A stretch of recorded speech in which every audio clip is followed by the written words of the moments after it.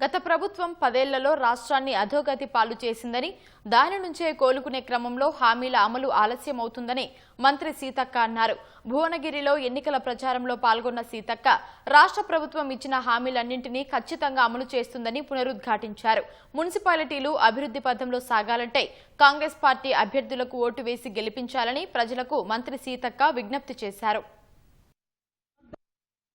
10 ఏళ్లు దోచుకున్నంత దోచుకొని ఇవాళ వచ్చి మేమేదో చేస్తామని చెప్తున్నారు. ఒక్క రోజన్న పేదోనికి సన్న బియ్యం ఇవ్వాలనే ఆలోచన కేసీఆర్ కు వచ్చిందా, వాళ్ళ నాయకులకు వచ్చిందా? ఇవాళ పేదోళ్ళు గుడిసెలలో ఉంటే కూడా 100 రూపాయలు వేసి మరి ఒక్క రోజు కూడా వాళ్ళ బిల్లు మాఫీ చేయలే. కరెంటు బిల్లులు ముక్కు పిండి వసూలు చేసినావు, బిల్లు కట్టకుంటే కరెంటు కట్ చేసిండు కాలనీలల్లా. దయచేసి ఈ రోజు కాంగ్రెస్ పార్టీ అధికారంలో ఉంది, మరి ప్రజారంజక పాలనతో మళ్లీ అధికారంలోకి వచ్చేది కాంగ్రెసే. కానీ ఈ 3 ఏళ్లు కూడా మరి అద్భుతంగా భువనగిరి పట్టణం ముందుకు పోవాలంటే కాంగ్రెస్ పార్టీ అభ్యర్థులను గెలిపించండి అని మేము కోరుకుంటా ఉన్నాం.